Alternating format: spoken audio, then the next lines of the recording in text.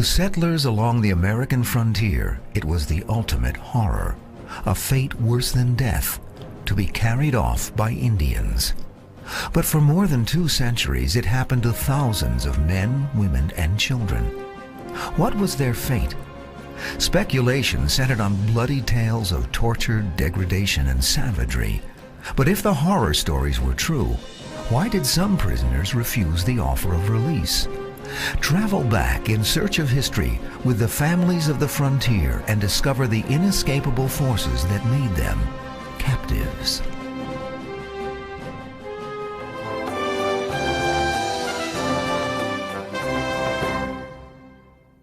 It is 1682 in the colony town of Lancaster, Massachusetts. Mary Rowlandson, wife of the local minister and one of the few women who can read and write, publishes an account of her capture by Narragansett Indians some 7 years before.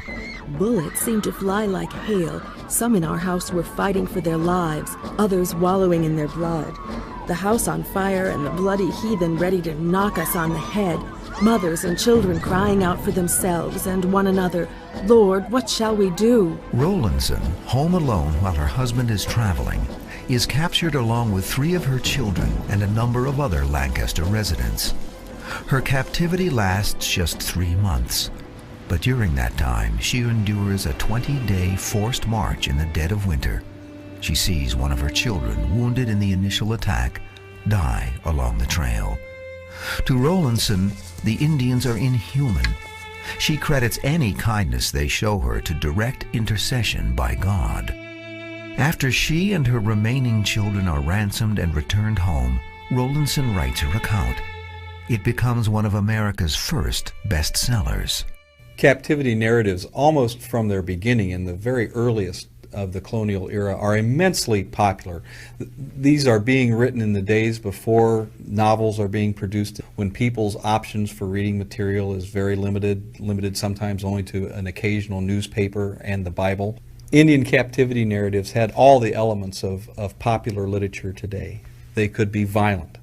They could show scenes of abject brutality.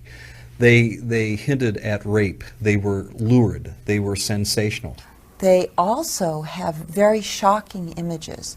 They have images of young women being killed, children being killed. These images, part of America's first pulp fiction, make their way to the movie and television screens in the 20th century, become part of America's collective consciousness.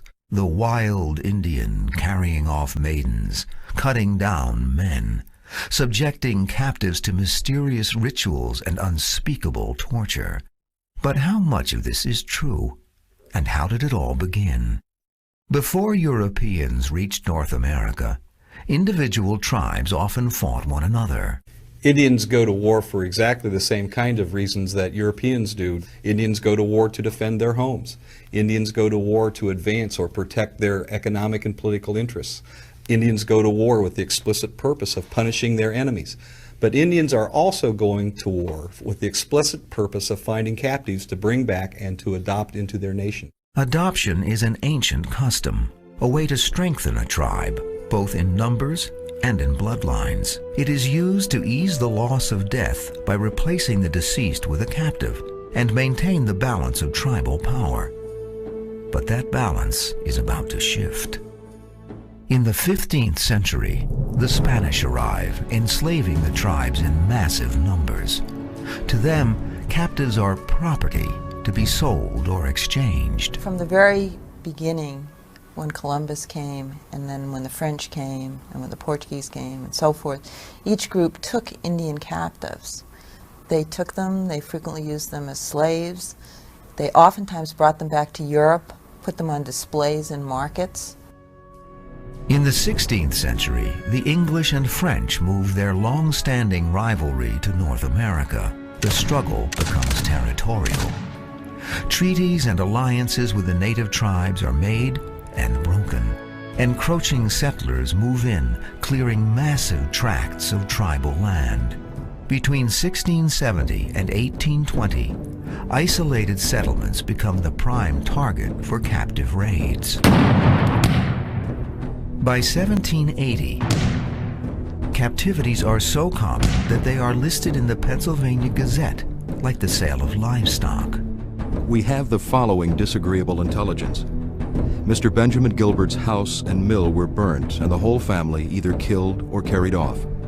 Another son with his wife and child are also missing.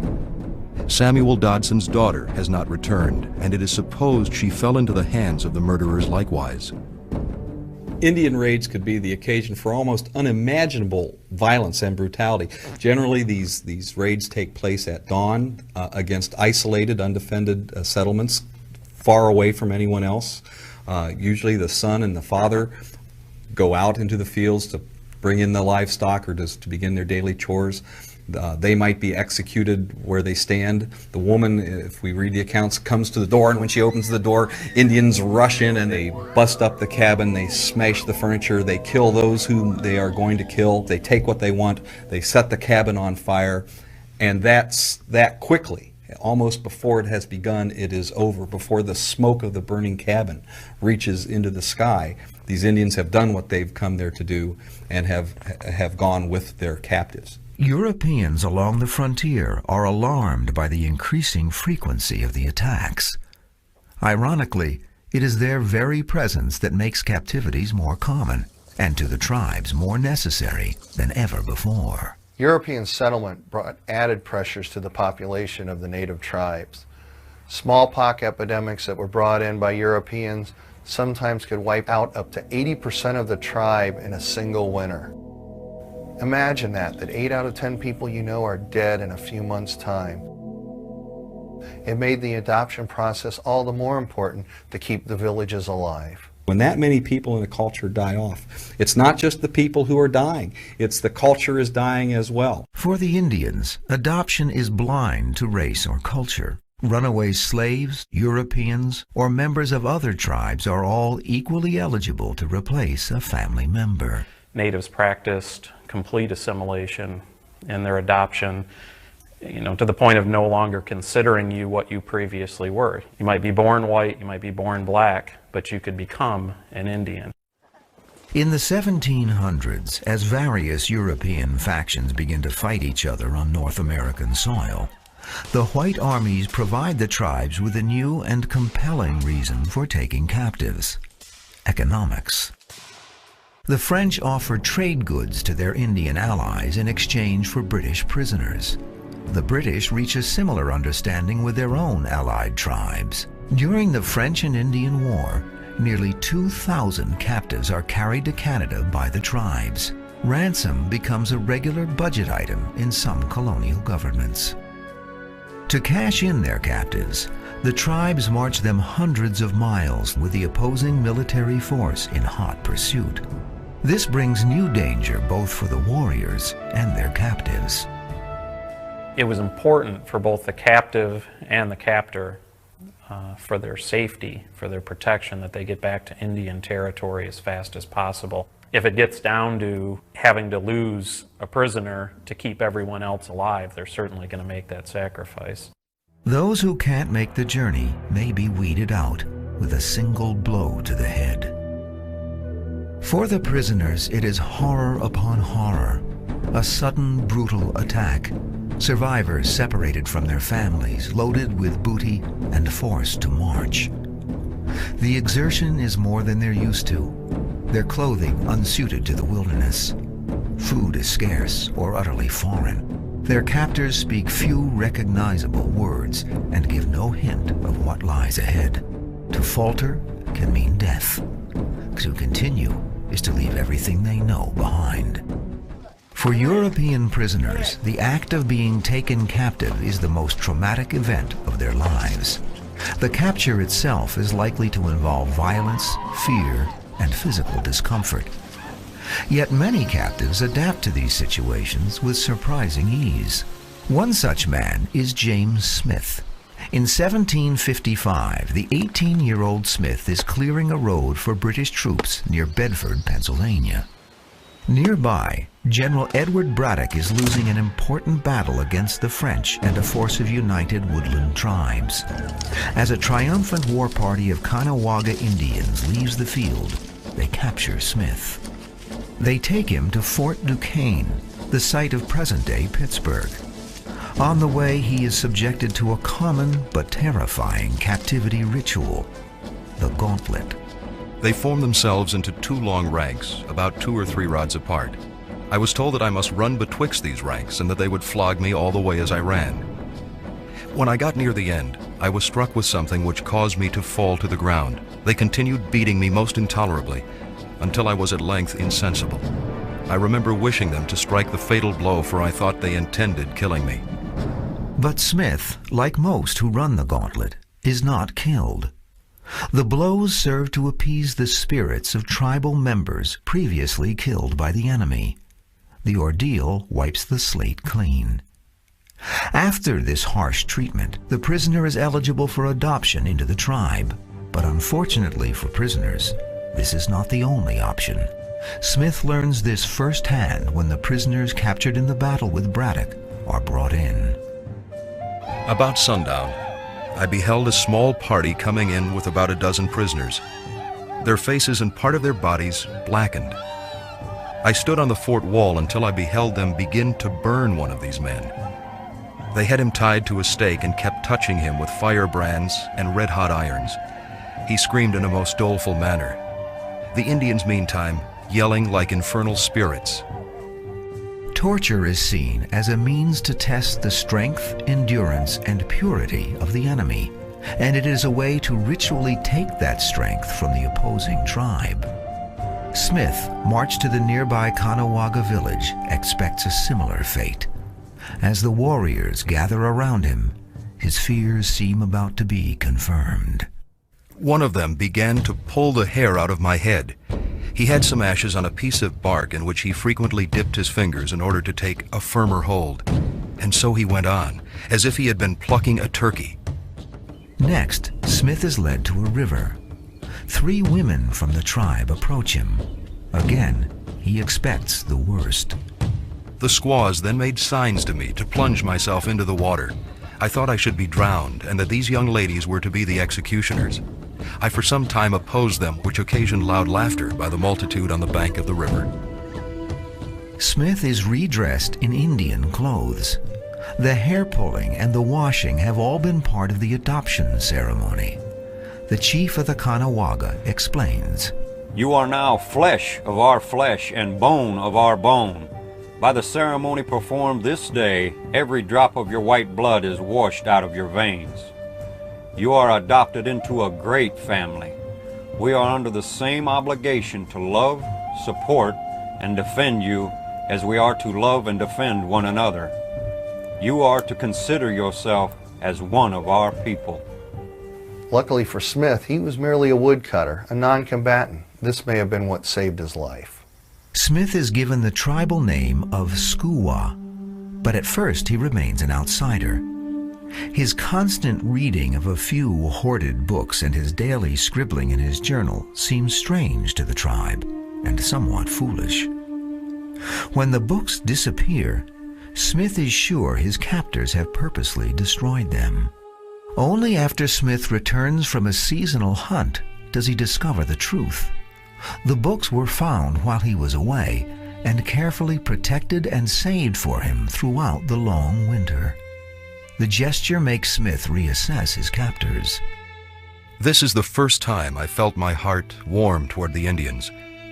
Though they had been exceedingly kind to me, I still before detested them on account of the barbarity I beheld after Braddock's defeat, but I now began to excuse the Indians on account of their want of information. But it is the Caughnawaga who educates Smith. As the years go by, he records the particulars in his journal: how to hunt and plant, how to build a lodge and hollow out a canoe. He learns the secrets of surviving in the wilderness. When we had plenty, the hunters spent their time in singing and dancing. They appeared to be fulfilling the scriptures beyond those who profess to believe in them, living in love, peace, and friendship together without disputes. In this respect, they shame those who profess Christianity. One winter, Smith becomes trapped by a blizzard in an isolated wigwam. With him is Te-Kare Tanego, a lame but respected elder, and a young boy, both members of Smith's adopted family. Their food runs out. As the days drag on, Smith is certain they will starve. Te-Kare Tanego tells him not to be afraid. The Creator sometimes suffers us to be in want in order to teach us our dependence upon Him, and likewise to know the worth of the favors that we receive and to make us more thankful. Be assured that you will be supplied with food in the right time. He has enough knowledge of the woods now.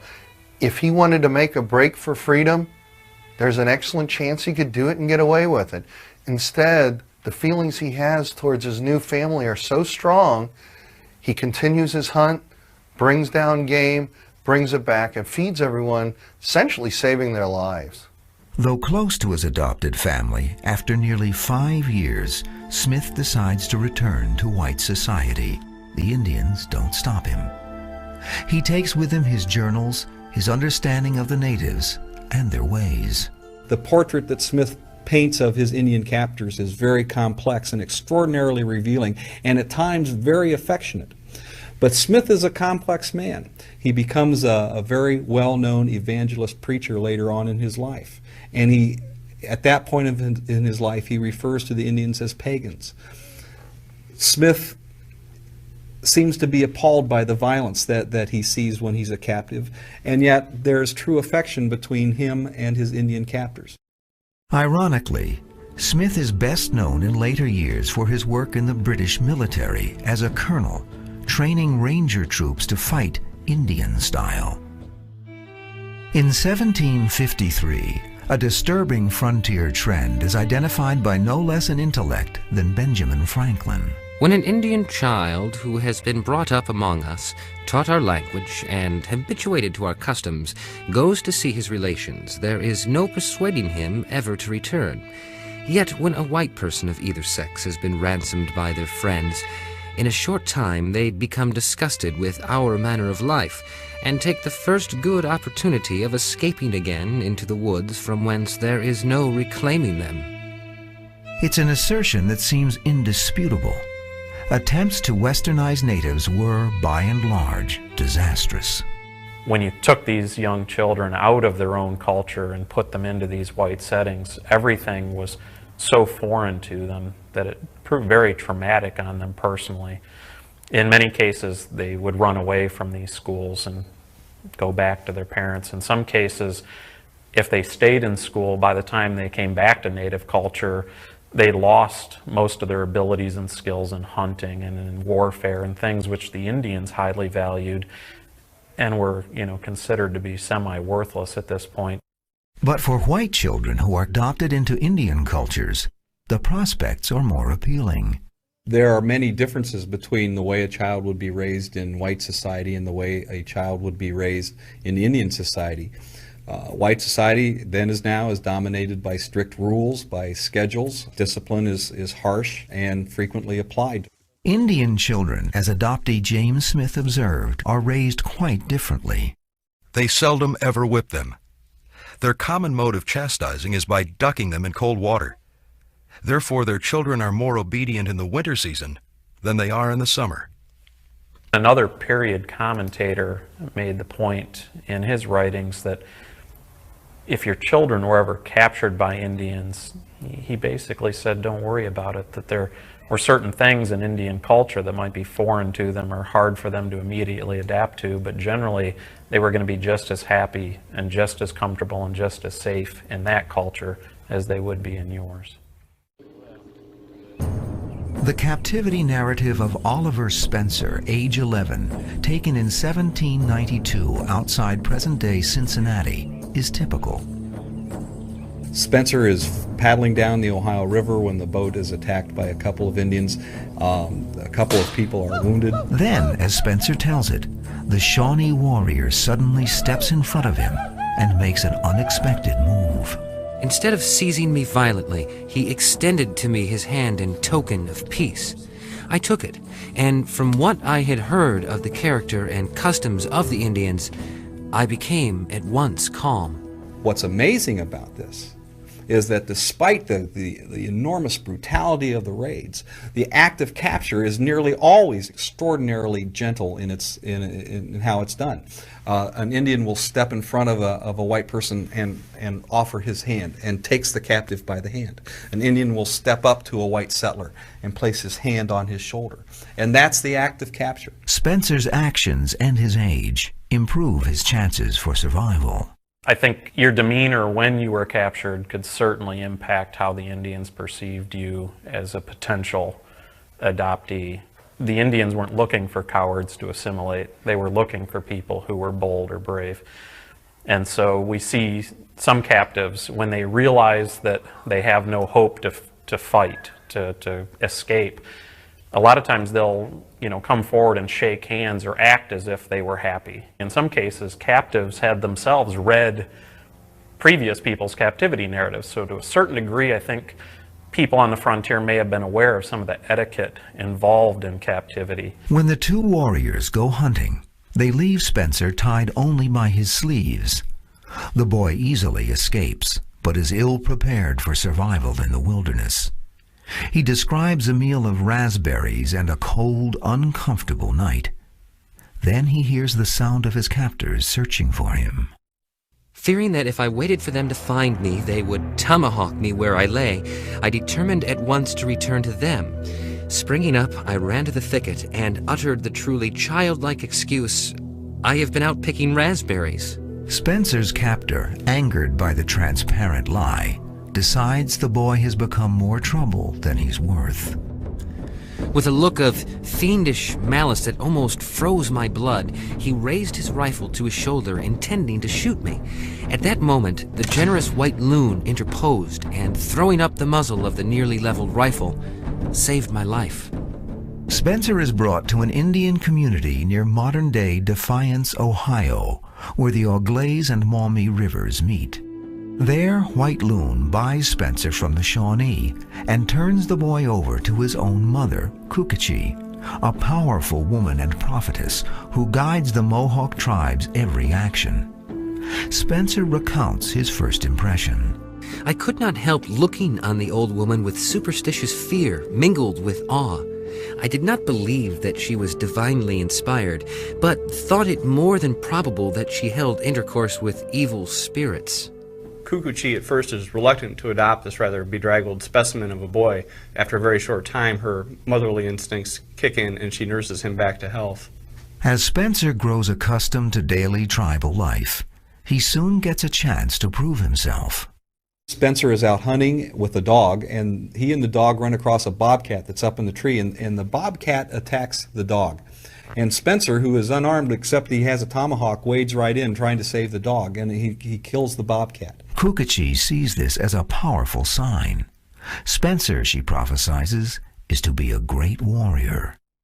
And to a 12-year-old boy, this is an amazing circumstance. Indians are extraordinarily successful about being able to acculturate young people into their society, and that's exactly what they're doing here. Spencer responds to that. From that time on, he is absolutely at ease with his new family, with his new culture, with his new home in the wilderness. Spencer is with the Mohawks for 7 months when White Loon arranges a ransom. Spencer is eventually turned over to the French, who will return him to his parents. The boy realizes the imposing but soft-hearted Kukachi is sad to see him go.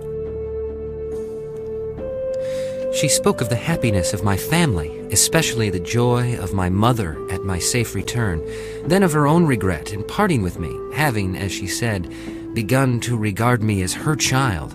She was affected even to tears as she bade me adieu. Had Spencer spent years with the Indians, he may be like many others who simply refused to come out when the time came.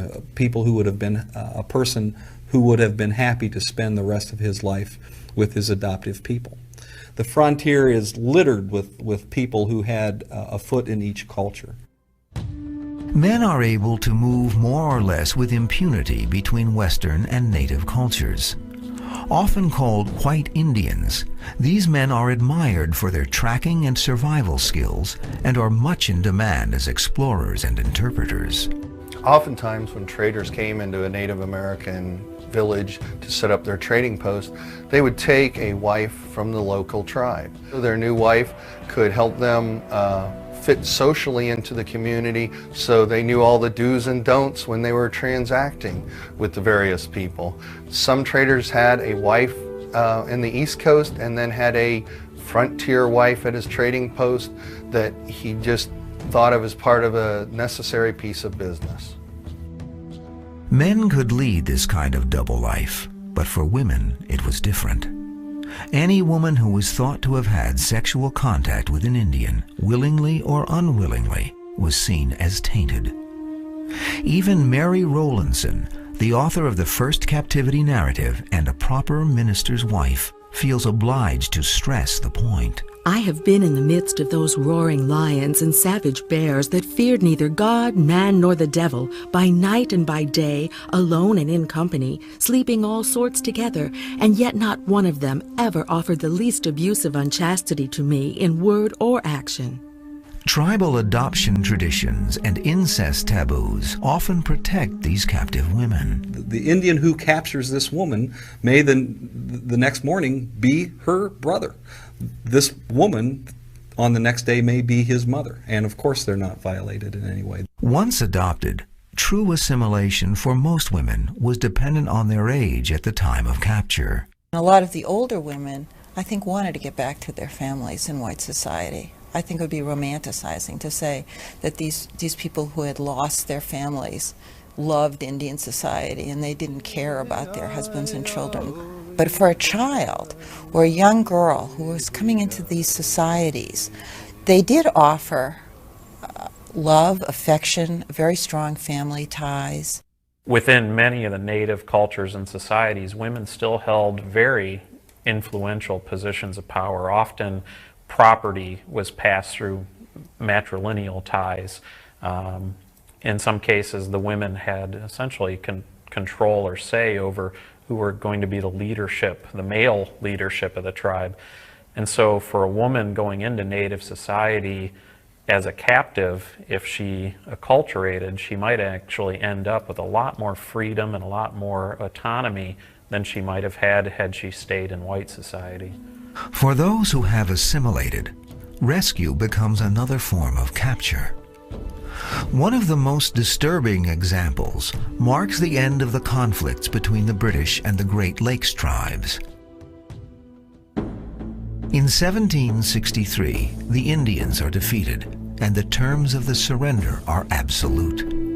The defeated tribes must return their white captives, not just those obtained in recent battles, but dating back to the first skirmishes along the frontier, some 20 years earlier.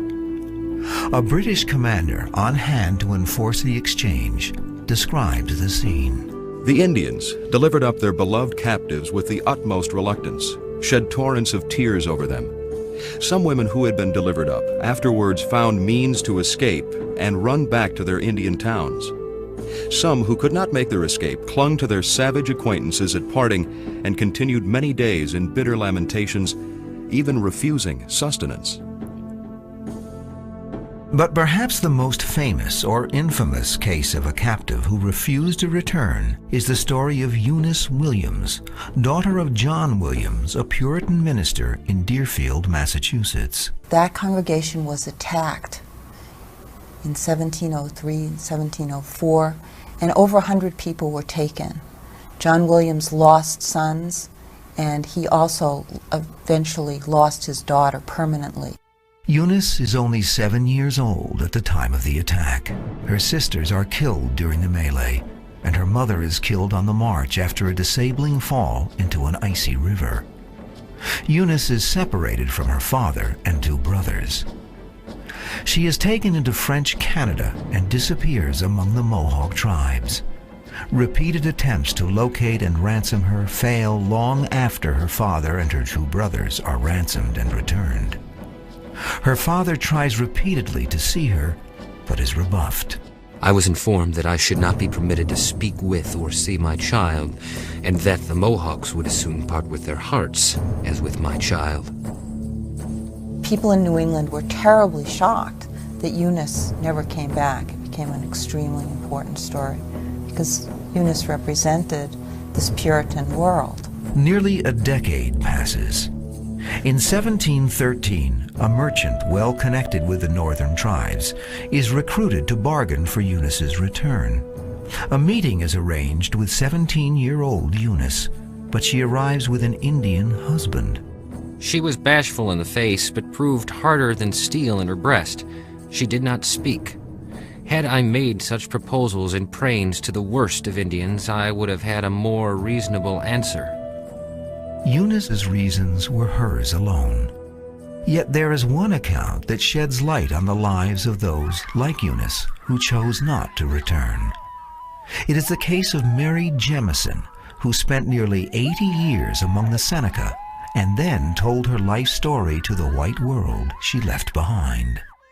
One of the things that makes Jemison's captivity so unique is that it is recorded at all. She never did escape and actually didn't want to. She assimilated into the culture and was interviewed as an old woman and left us this wonderful detailed account. It is the spring of 1758. 13-year-old Mary Jemison and her Irish-born family are living on a farm in western Pennsylvania. What they don't realize is that they're living in a war zone. And in 1758, their family is attacked, and some of the members of the family and friends are killed on the spot. Jemison, her mother, and some of the party are captured by Shawnees and French. Fearing pursuit, the captors push the party at a brisk pace. Some of the prisoners begin to despair and falter. On the trail, the war party stops to rest. Mary's shoes and stockings are removed and replaced with moccasins. The rest of the family is left in their homespun clothing. Mary's mother grasps the meaning of the gesture. Remember your own name. Remember the English tongue. But if you shall have an opportunity to get away from the Indians, don't try to escape, for if you do, they will find and destroy you. Mary is led away. The march resumes.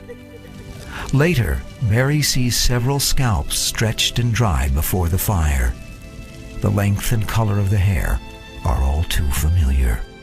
In the course of the night, they made me to understand that they should not have killed my family if the whites had not pursued them.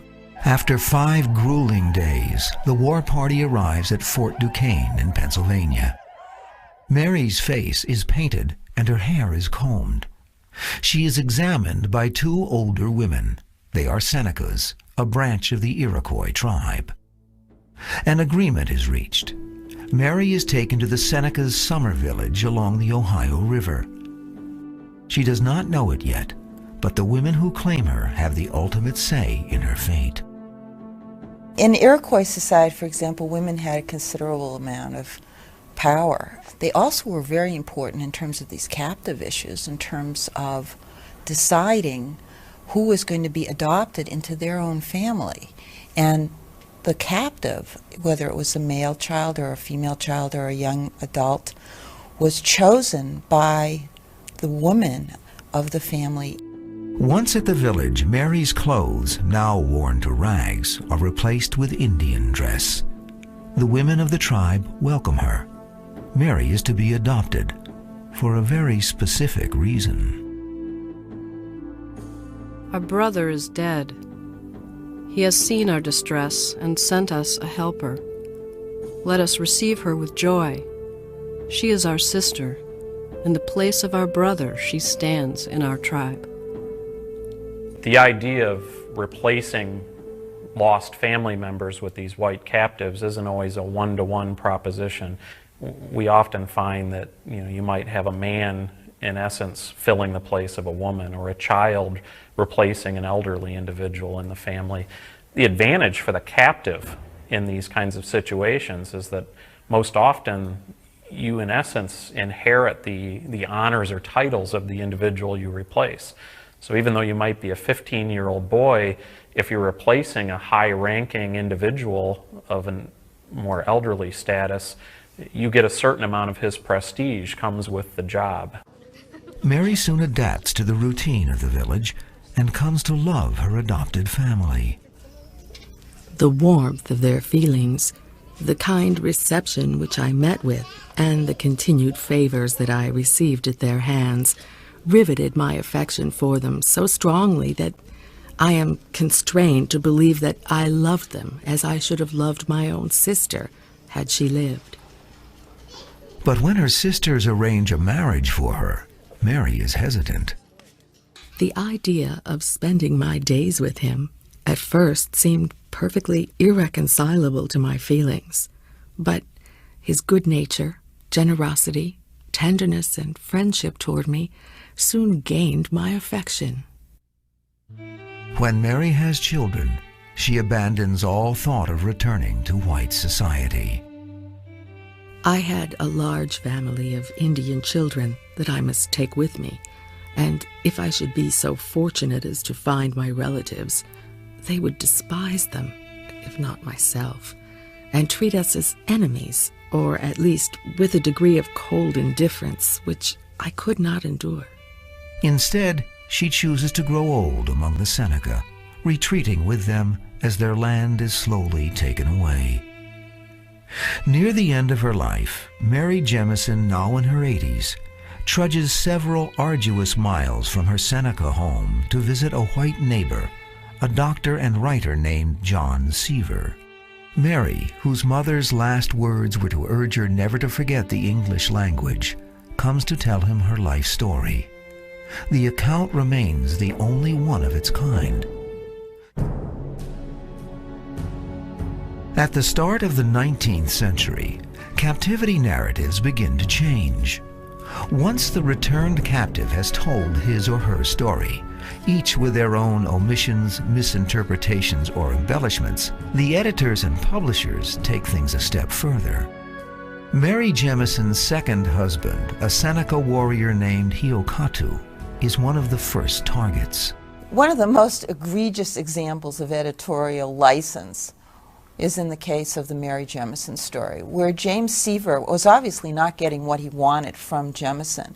And so he goes to a person who is allegedly her cousin, and turns out not to be her cousin at all, who says terrible things about her husband Hiokatu.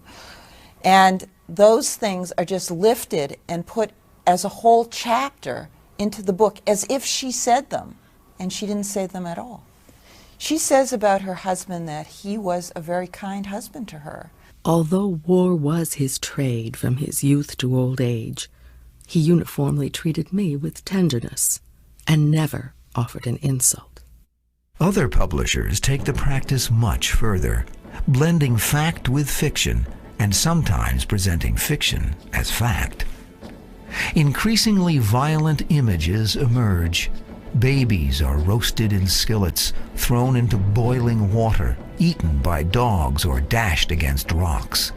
Women are burned alive, dismembered, devoured, and for the first time, raped. Okay, we really want to look at why these things were done the way they were done and what they mean. And I think that what they mean is that if you make Indians look more and more brutal, then it's all right to come in and take their land. Some of these accounts very clearly are written in such a way that they're going to be used to justify military action taken against native peoples throughout the frontier region. In addition to these tales of horror, dime novels, the tabloids of their day, exploit America's hunger for homegrown heroes. Indians and Indian fighters like Daniel Boone are common subjects, depicted in terms of good versus evil. The roles are cast: the white hero, the damsel in distress, and playing the part of the villain, the Indian. It is a hierarchy that will remain virtually unchallenged for more than a century. Today, with Western civilization firmly established, the pendulum has, to a degree, swung back. But the images of captivity remain. Movies like Dances with Wolves still give us the beautiful white damsel and the white hero, but this time the bloodthirsty savages have been replaced by a wholly sympathetic and spiritual tribe. The lurid rape images of the 19th century have been supplanted by equally titillating romance novels. But now the captive longs to be carried off in the arms of her Indian captor. The details of the original narratives are now largely forgotten, and certainly few now remember the ending to the most famous captive story of its day, the unredeemed Eunice Williams. The woman who was coldly memorialized with a plaque that reads, "Eunice Williams married a savage and then became one," has another memorial. Years after her death, her children's children returned to Deerfield to visit the graves of their white forefathers. To mark that occasion in 1837, the reverend of the town, in the church where Eunice's father once preached, gives a sermon. He addresses both the Indian descendants of Eunice and her white cousins. We must consider this remarkable illustration of the truth, by which the blood of two races so distinct and unlike, and once so hostile and irreconcilable, has been blended together.